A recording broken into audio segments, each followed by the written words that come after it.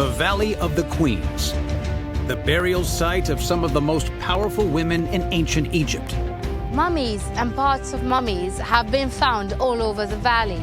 This vast necropolis contains dozens more tombs than the Valley of the Kings on the other side of these cliffs. And that's why the Valley of the Queen was chosen to be here, in this location.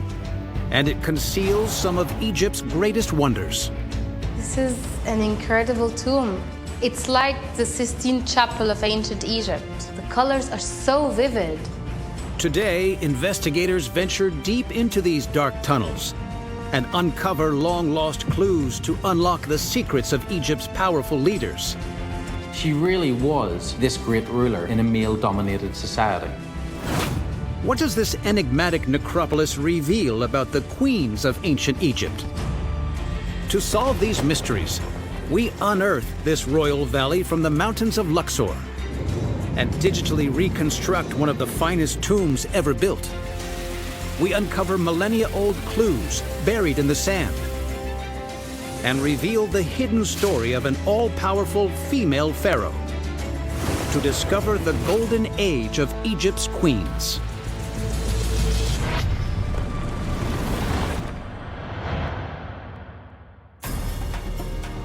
Straddling the mighty river Nile, 300 miles south of Cairo, are the ancient temples of Luxor and Karnak and the Valley of the Kings.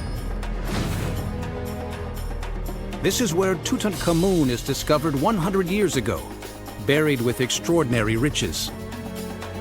But only a mile west from his tomb lies a second huge and more enigmatic burial site, the Valley of the Queens. Who is buried here, and why? The Valley of the Queens is much bigger than the Valley of the Kings. And there's so many queens buried here, there's so many burials. It's so massive in size. Cut into the limestone landscape are more than 90 tombs. Steep passageways descend into the mountainside, some of them over 60 feet deep. Complex subterranean palaces are carved into the rock to keep mummies with their treasures safe for eternity. These are some of the most lavish and richly decorated tombs in ancient Egypt. Each hides clues of mysterious and powerful queens. What can new discoveries in this sprawling necropolis reveal about the female rulers of ancient Egypt? Aliyah Ismail is on a mission to discover why the queens are buried here. She uses an old map, created by past explorers, to investigate the site.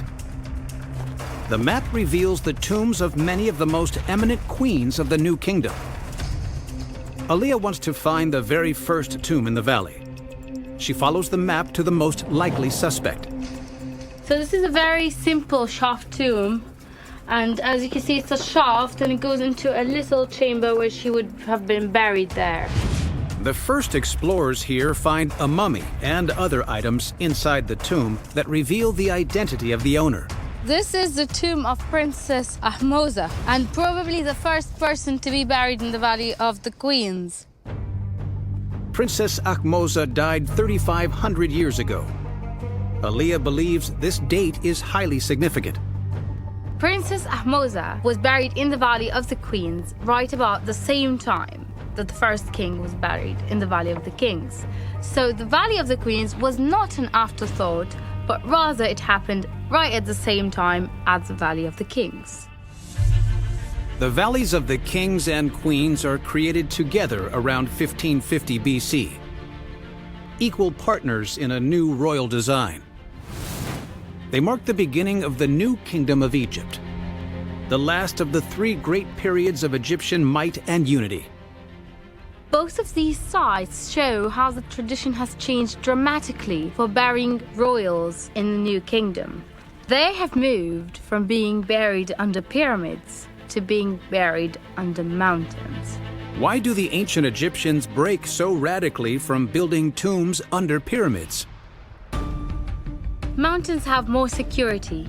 Mountains are hard to break in and are easy to hide a tomb inside. The pyramids are the envy of the ancient world, but they also identify the pharaoh's buried treasures, an easy target for ancient robbers. In a mountain, in the solid rock, it's much more hidden. It's much harder for robbers to find it, and if you can't find it, you can't rob it. The valleys sit on either side of the tallest peak in the hills, the distinctive pyramid-shaped El Kern.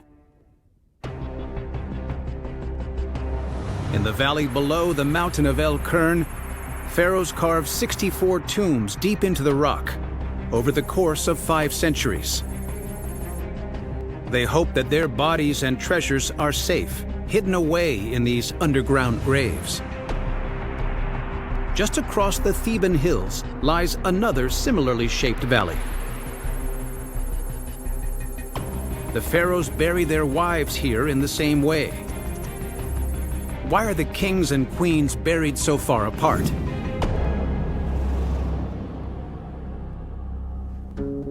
Previously, it would have been a grand pyramid for the king and a smaller one for the queen and his children around him. But that completely changes. Now we have the queens with their children buried together and the kings away from them in a different valley. The Valley of the Queens marks a new era in ancient Egypt.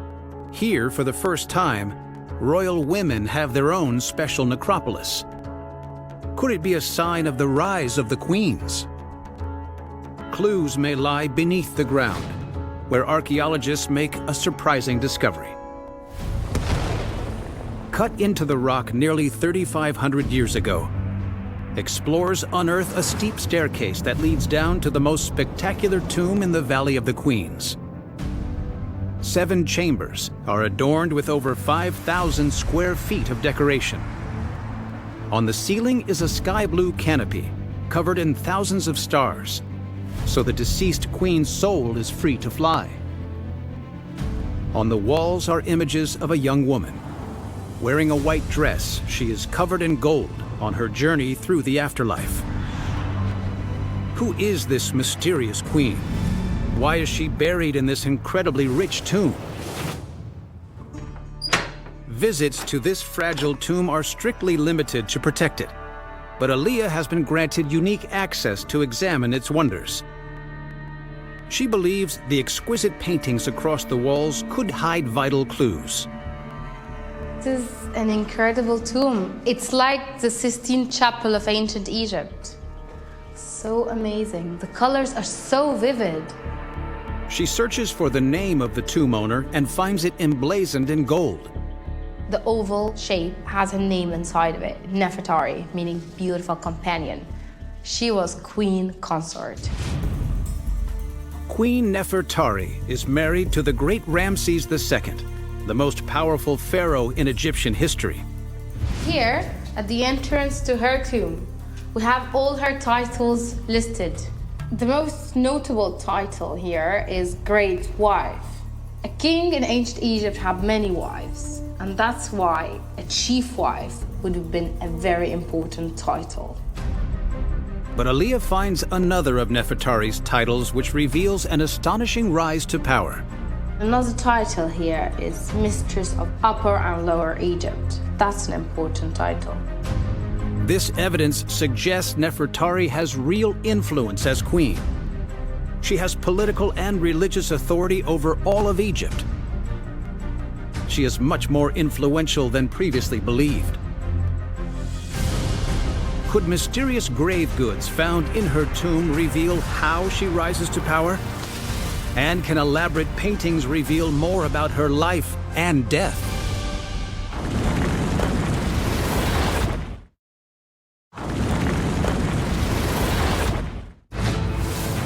The Valley of the Queens, the final resting place for the wives of the most formidable pharaohs in history.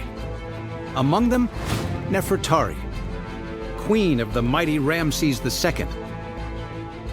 Inscriptions inside her tomb reveal her power extends over all of Egypt, politically and religiously. But the ancient queens don't normally have so much influence. Why does Nefertari? When archaeologists open her tomb in 1904, they aren't the first to go inside. The queen's treasures are all gone, leaving behind just her mummified legs and a pair of reed sandals. But nearby they find a strange ceramic object, glazed blue with copper salts and decorated with the cartouche of the pharaoh Eye.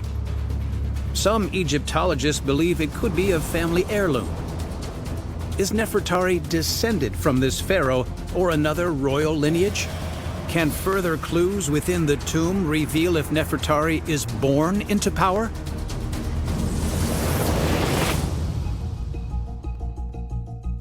Among her titles, hereditary noblewoman, that shows that she was from the highest echelons of society, and that would have been important to Ramesses.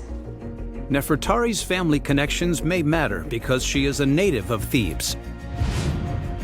Ramses has total rule over Egypt, but his family comes from a northern power base, an ancient rival to the capital Thebes. Marrying into Theban nobility can unite the city's powerful priests behind him. When Ramses is crowned king, Nefertari becomes the great royal wife. How much power does this new role give her in the governing of Egypt? Aliyah finds important evidence in the antechamber.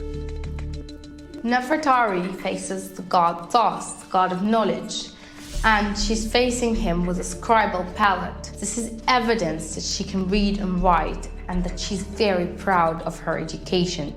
Alongside it, Aliyah finds another important clue. So here we have Nefertari wearing an earring that does not look very Egyptian. The distinctive earring is a Greek style not normally seen in ancient Egypt. It appears to be a gift, reflecting Nefertari's diplomatic contacts with foreign dignitaries. It is evident that Nefertari achieves a whole new level of queenship. But Aliyah suspects that Nefertari's power and influence extend even further. A majestic construction in the south of Egypt reveals more clues.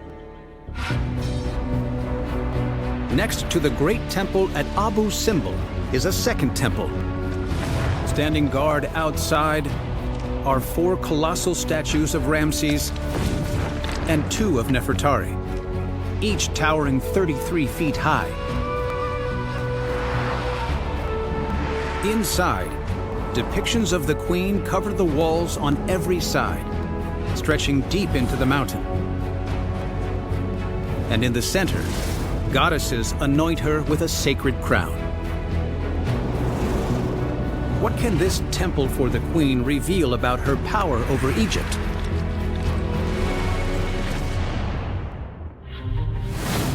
In Abu Simbel, there are many interesting features.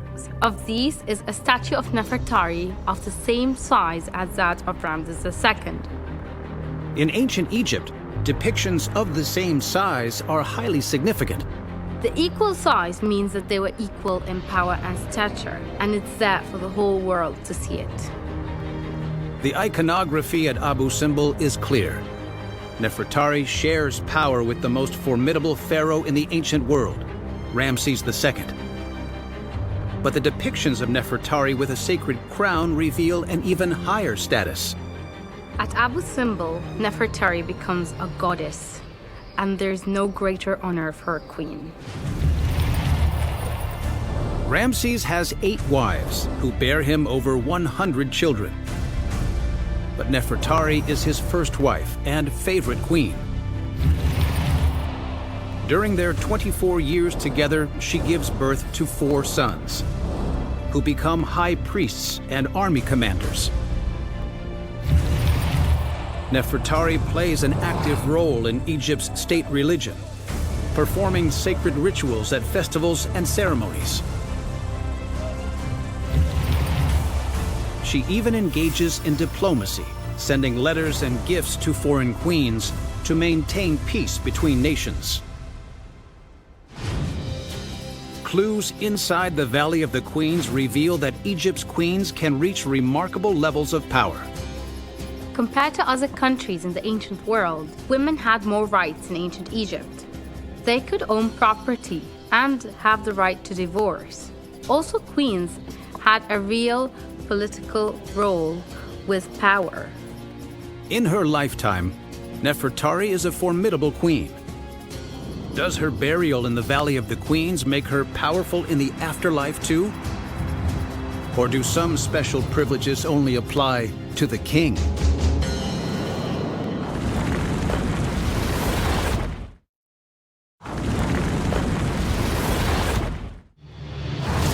The queens of ancient Egypt are buried in majestic tombs inside the Valley of the Queens. But how do their tombs compare to the kings? Will they be reunited with their husbands in an afterlife among the gods, filled with power and royal privileges? The most splendid tomb in the valley belongs to Queen Nefertari, great wife to the mighty pharaoh Ramses II. It is an ancient masterpiece. But the elaborate paintings aren't just for show. They are a tool for her to use to get to the afterlife. The tomb was designed to be a magical machine to transform the deceased from this world to the next. And for that to happen, religious texts and spells had to be present to aid the deceased on this mission. What do the spells reveal of Nefertari's afterlife? The deceased needs to pass through the knives of the gatekeepers in order to pass the gates, or be lost forever. The spells help ensure her safe passage. The tomb, it's covered with spells from the Book of the Dead. It's a dangerous journey to the afterlife, and Nefertari needs all the help she can get. In a large tomb like this, Nefertari has space for all the spells she needs. What do all these spells say? Ken Griffin is an expert in decoding magical hieroglyphs at the University of Swansea in Wales. A secure storeroom holds many precious artifacts from ancient Egypt, including an original shroud dating from the era of Ramses. Ken thinks it might hold a clue. Here we have this really rare textile shroud that would have covered the body of a man called Hapi. We have chapter 1 of the Book of the Dead, in which we have these 4 individuals who are carrying a boat containing the body of the deceased Hapi. So these shrouds are similar to what you get in the time of Nefertari. The drawings come from the same scripture as the paintings in Nefertari's tomb. So the chapters that we have here is all part of the Book of the Dead. How does the Book of the Dead help ancient Egyptians reach their afterlife? Ken examines mummy bandages that are covered in ancient texts. They are a guide for the deceased on how to face knife-wielding demons. The deceased has to pass by a series of mounds, which are guarded by these really scary demons with their large knives. These demons don't look like you or me. They have the heads of different animals, some animals that don't make sense. For example, this one has the head of 2 snakes. The Egyptians believed that by knowing the name of the guardians was enough for you to have power over them. They hope their journey will lead to eternity in a paradise called the Field of Reeds. Only those that deserve it will succeed. Nefertari's vast tomb is spacious enough to accommodate hundreds of spells, giving her great protection in her journey to the afterlife. Her tomb is covered with over 5,000 square feet of paintings and spells, equivalent to over 1,000 Mona Lisas in area. But how does her tomb compare to those in the Valley of the Kings? There, the grandest and most lavishly decorated tomb is Seti I's, father of Ramses the Great. Seti's master engineers carved 17 rooms on 2 floors, all immaculately decorated with raised relief paintings like in Nefertari's tomb. Its many chambers are decorated with sacred texts, but the Book of the Dead is nowhere to be seen. What are these texts? And why are they different from the queen's? How do they help the king reach his afterlife? Ken investigates the writing on Seti's walls to find out. The tomb of Seti I contains a number of religious texts, such as the Amduat, the Book of Gates, and the Litany of Re. Ken analyzes what these spells say. The Amduat relates to the sun god Re's journey through the 12 hours of the night. Each hour holds a different challenge that the deceased king must face. In the 7th hour, the sun god has entered the mysterious cavern. His arch-enemy, Apophis, who takes the form of a snake, tries to swallow the sun god every evening to defeat him. And Apophis is subdued with a series of daggers in his back. The texts are like an instruction manual for the deceased pharaoh to travel through the afterlife. The Book of the Heavenly Cow instructs the king to follow the example of the sun god Re and depart Earth for the realm of the gods. The Amduat names all gods and monsters of the underworld, so the king can ask them for help or use their name to destroy them. The Book of Gates names the 12 goddesses guarding the gates of the underworld, so the king can pass unharmed. And the Litany of Re shows all 75 forms of the god, which the king must recognize to join Re on his journey through the sky. So the point of these texts is to ensure that the deceased king can be resurrected, just like the sun god Re is reborn again every morning. And just as the sun rises every morning, the Egyptians believed that their pharaoh would do likewise. Ken discovers that Seti has a different afterlife promised to him because he is a pharaoh. The special texts in his tomb can't be used by other Egyptians. Even the powerful queens like Nefertari and others buried in the Valley of the Queens. In the Valley of the Queens, you don't see the Amduat, the Book of Caverns, the Book of Gates, the Litany of Re. Instead, what you see are different religious texts, mainly taken from the Book of the Dead. While kings prepare for an afterlife among the gods, everyone else, including queens, can only use the Book of the Dead. But there is one queen who breaks the barriers and reaches the apex of power. She is not buried alongside the other royal wives.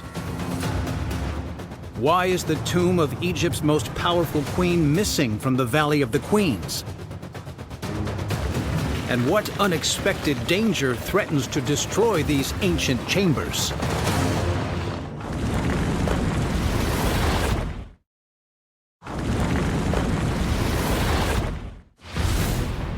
The Valley of the Queens shelters tombs of many of Egypt's most powerful queens, like Nefertari, wife to the mighty Ramses II. But one important queen is not there. She is missing. 1 mile away in the Valley of the Kings, archaeologists make a startling discovery.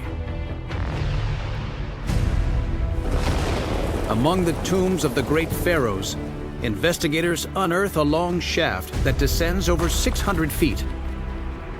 It leads to a pillared chamber that contains the sarcophagus of Thutmose I. But behind the pillars is a second sarcophagus. It is beautifully carved from quartzite stone, covered in imagery of underworld gods. The end reveals the cartouche of its owner, Queen Hatshepsut. Why is a queen buried here in the Valley of the Kings, and not with all the other queens? Aliyah thinks one of Egypt's most iconic buildings may hold clues. Located between the Valley of the Queens and the Valley of the Kings, this is the Temple of Hatshepsut. It's a mortuary temple, a place where priests keep the deceased person's name alive for eternity and devotees can make offerings. But this one is unusual. Pharaohs have mortuary temples. Queens don't have mortuary temples. Aliyah searches the temple for clues to why Queen Hatshepsut is honored in this way.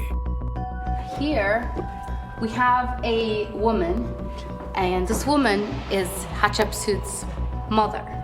You can see here the legs are intertwining. The faint red drawing shows Hatshepsut's mother locked in an embrace with a male. But it's not her husband. Who she's mating with does not really appear, but the curly beard, it's a god. She is getting intimate with the god, and we can see here that he is giving her the ankh, which is life. The curious image has a purpose. Hatshepsut is telling us that Amun-Re is her father. Even kings do not claim divine birth. So this is truly a bold move for Hatshepsut. How can Queen Hatshepsut make such an audacious claim? Another scene reveals the true extent of her power. She is being crowned as king of Upper and Lower Egypt. Hatshepsut is missing from the Valley of the Queens because she is, in fact, king.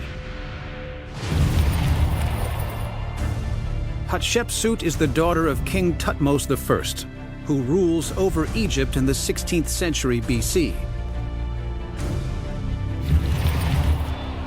When her father dies, Hatshepsut's half-brother becomes pharaoh, and she's forced to marry him at the age of 12. When her brother dies, Hatshepsut rules alongside her baby stepson.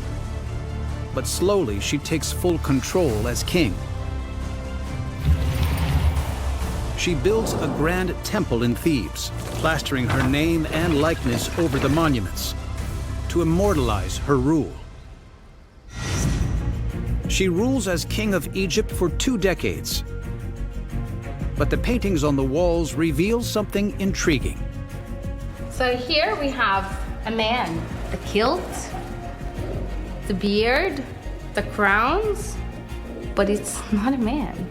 This has to be Hatshepsut. She is depicted as a man and a king. Why is Hatshepsut trying to depict herself as male? Is it impossible for a woman to rule Egypt?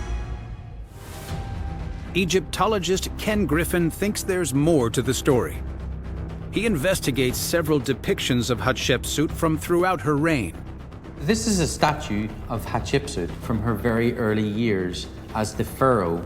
We can clearly see that she's female from the breasts, from the long dress that she wears down to her ankles.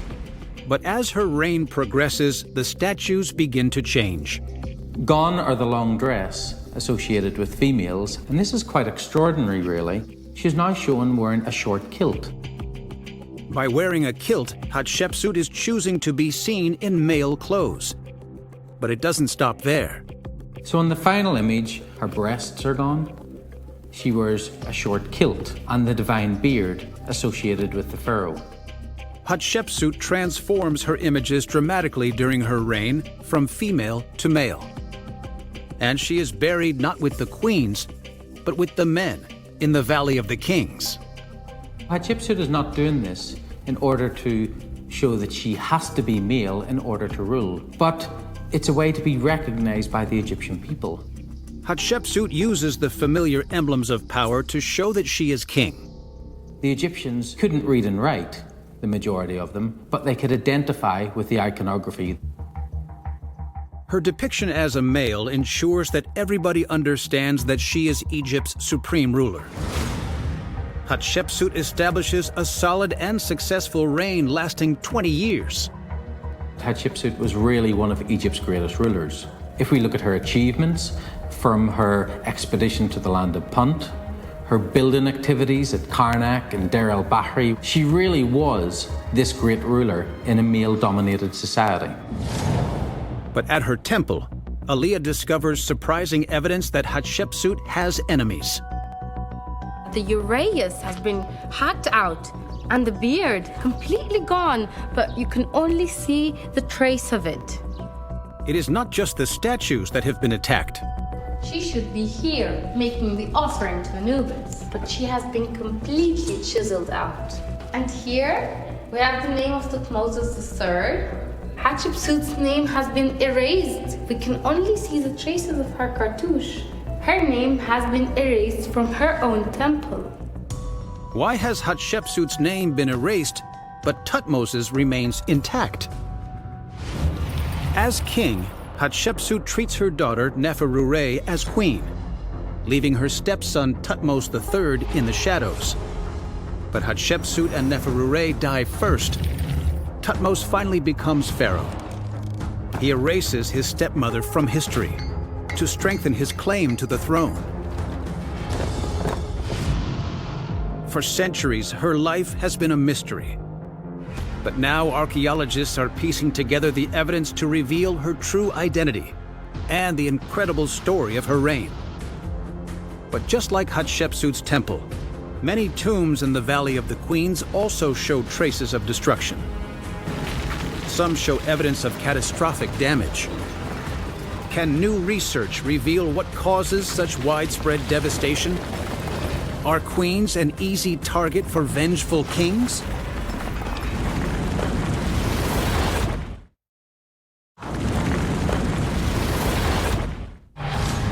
The queens of ancient Egypt wield great control over their country. Hatshepsut reaches the pinnacle of power and becomes pharaoh.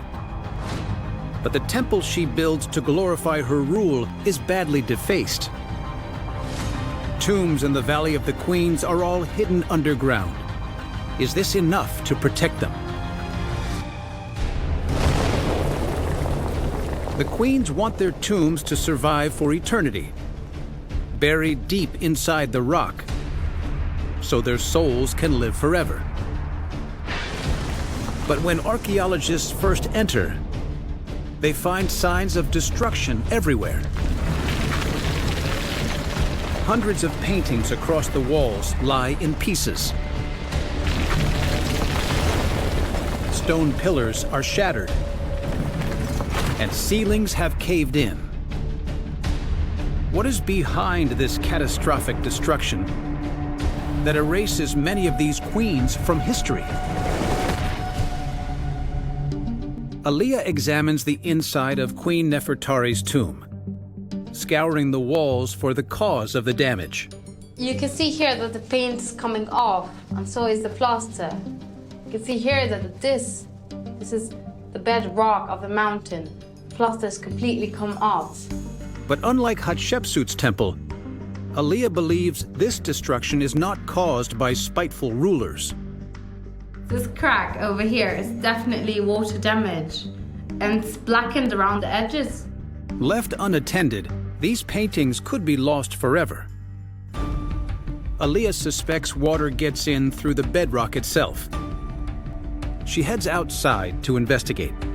Here you can see the quality of the stone that the Valley of the Queens is carved in. You can see how weak the stone is. The water can get in easily and damage it. Aliyah spots another defect. The other problem with this stone is it is so cracked and slopy. It is so hard to use ancient tools to get a clean cut here. Could the geology explain why so many tombs have been destroyed? To find out, Khaled Nassar designs an experiment to investigate the process of carving limestone in the Valley of the Queens. Building material is obviously very important to what you're trying to do. This is very hard to work with limestone because structurally it's very weak. It's a very brittle material. I can break it with my own hand. And that creates a lot of problems when you're trying to use it for structural purposes. Khaled's team gets to work with bronze chisels, identical to the ancient worker's toolkit. In order to carve and paint precision artwork, Khaled needs a perfectly flat, smooth surface. It's coming out in chunks, and it's creating a surface that is curved sometimes, slanted in other times. It's very uneven. It's not as smooth as we want it. It's not as flat as we want it to be, so we can paint on it. Limestone is difficult to carve accurately, and weaknesses can compromise the structure of the tomb. Khaled believes that rather than solve the problem, ancient workers tried to hide it. They add thick layers of plaster to create flush walls. This process is much quicker to achieving a smooth surface than the chisel, and finally getting a surface that we can paint on. The plaster is ready to decorate. Now it has to last for eternity. This plaster has been setting for a week. As you can see, it's pretty sturdy, it's adhered pretty well, it's hardened pretty well, and it's created the smooth surface that's perfect for painting. But there's a huge problem. Because the plaster we have here is made up essentially of natural material, such as straw, it doesn't really react that well with water. The Valley of the Queens sits under a mountain. Rare desert rains run quickly off the slopes and can turn into flash floods. Water seeps through the salt-rich limestone into the tomb chambers, or rushes in when floods break through the entrance. Khalid modifies the block to put the plaster to the test. He cuts channels into the top surface to simulate water seeping through the bedrock. When it reaches the plaster covering the vertical surface at the front, Khalid can immediately see the impact. Plaster that is used is made of natural material that absorbs a lot of water and absorbs a lot of water quickly. But it's also made this material so brittle that it comes off in my hand very easily. But as more water seeps in from the rock, it has more disastrous consequences. You can see that there's a crack forming already because of the water that soaks through to the surface of the plaster. As more and more plaster soaks more and more water, the plaster becomes saturated and large chunks will fall off very easily. Over time, this process leads to widespread destruction of the tombs in the Valley of the Queens. This is quite a large piece of plaster that has fallen off after it got saturated with water. And it's quite possible that parts of the limestone actually fell off with it. And this can spell disaster for the tomb, for the entire valley, because it can compromise the structural integrity. The undoing of the Valley of the Queens is the weak and porous valley rock itself. Why do the Queens choose this water-damaged valley for their sacred necropolis? What clues lie hidden in this strange cavern at the entrance to the Valley of the Queens?